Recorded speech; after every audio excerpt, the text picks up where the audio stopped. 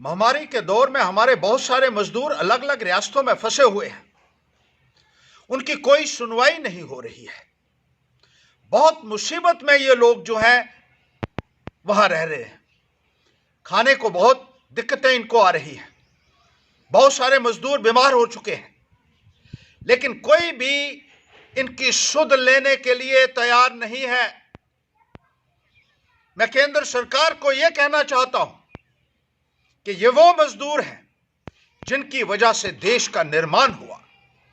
बड़ी बड़ी फैक्ट्रियां इन मजदूरों की वजह से हैं। बड़ी बड़ी इंडस्ट्रीज इन मजदूरों की वजह से हैं। वो बड़े बड़े महल जिसमें देश के बड़े बड़े नेता, प्रधानमंत्री, राष्ट्रपति महोदय रहते हैं, वो इन मजदूरों की देन है। आज ये मजदूर मुसीबत में है, लेकिन इनकी सुध लेने वाला कोई नहीं है। क्या इनको अधिकार नहीं है कि जिन रियासतों में ये फंसे हुए हैं वहां से निकलकर वापस इनको लाया जाए, अपने घरों तक पहुंचाया जाए, और जो कोरोना का खतरा इनके सरों के ऊपर मंडरा रहा है दूसरी रियासतों के अंदर, उससे इनको भी निजात दिलाई जाए। जहां बड़े बड़े लोगों को जहाजों में भरकर आप लोगों ने अपने घरों तक पहुंचाया, अच्छी बात है, लेकिन ये वो लोग थे जो प्रभावशाली लोग थे, ये लोग थे जो पहुंच वाले लोग थे। इनको अपने घरों तक तो पहुंचा दिया, लेकिन गरीब आदमी की सुनवाई क्यों नहीं हो रही है? मैं प्रधानमंत्री मोदी जी से भी पूछना चाहता हूं। आज बड़ी बड़ी दुहाई गरीब लोगों के, मजदूरों की दी जाती है, लेकिन आज मजदूर जो है मुसीबत में है, उसकी मदद कीजिए, उसको बाहर निकालिए। आज हमने धरना प्रदर्शन इसलिए रखा है कि देश के अंदर दो कानून नहीं चल सकते। अमीर लोगों के लिए अलग और गरीब लोगों के लिए अलग कानून नहीं हो सकता।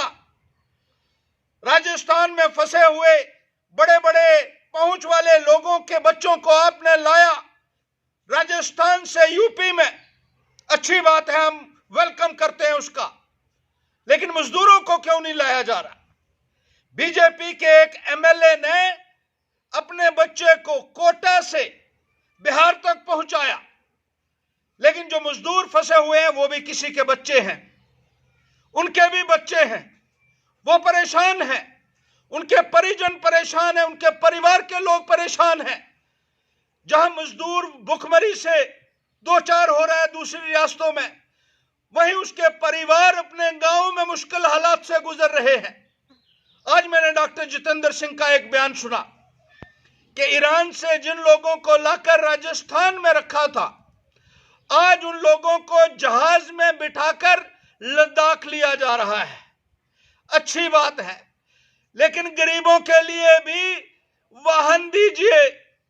प्रधानमंत्री मोदी जी, हमारे पास हजारों की तादाद में जहाज हैं जो आज की तारीख में किसी इस्तेमाल में नहीं आ रहे हैं क्योंकि फ्लाइट सारी बंद है। क्या मजदूरों को उन जहाजों में बिठाकर अपने घरों में नहीं भेजा जा सकता? क्या उनके वो अधिकार नहीं है जो अमीर आदमी के हैं, जो प्रभावशाली लोगों के हैं? मैं सरकार से पूछना चाहता हूं, अगर इन मजदूरों को कुछ हो जाता है तो कौन जिम्मेदार होगा?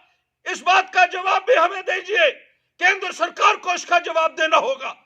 और इन मजदूरों के लिए पैंथर्स पार्टी किसी भी हद तक जा सकती है, किसी भी हद तक जा सकती है। हम अपना धरना जारी रखेंगे, अपना प्रदर्शन जारी रखेंगे, जब तक कि इन मजदूरों को वापस लाकर अपने घरों तक नहीं पहुंचाया जा सकता।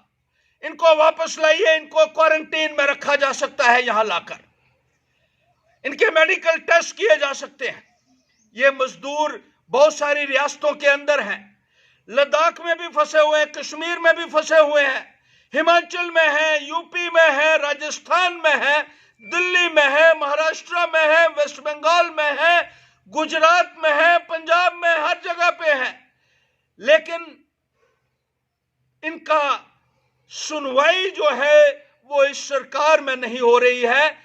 तो मेरी अपील आपसे है, इस सरकार से है, लेफ्टिनेंट गवर्नर महोदय से है, प्रधानमंत्री महोदय से है, और उन बड़े बड़े नेताओं से है जिन्होंने इन मजदूरों के नाम पर इनको बड़े बड़े वादे करके इनसे वोट हासिल किए और कुर्सी पर बैठे, लेकिन जब आज इनको मुसीबत आई है तो कोई इनकी सुनने वाला नहीं है। पैंथर्स पार्टी शाना बशाना इनके साथ खड़ी है और तब तक जद्दोजहद करती रहेगी जब तक इन तमाम मजदूरों को अपने घरों तक नहीं पहुंचाया जाता, अपने बच्चों तक नहीं पहुंचाया जाता।